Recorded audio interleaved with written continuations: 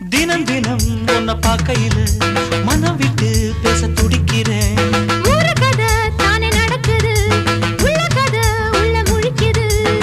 பார்க்க வரும் முன்னே துணிவர் இருக்கும், பக்கம் வந்த பின்னே வெட்கமது தடுக்கும். சிப்பிக்குள்ள முத்தம் போல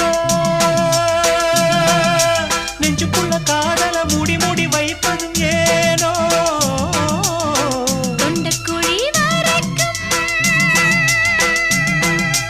அலையின வார்த்தையும் வந்து வந்து திரும்புது ஏனோ. சொல்லாமத்தானே இந்த மனசு தவிக்குது.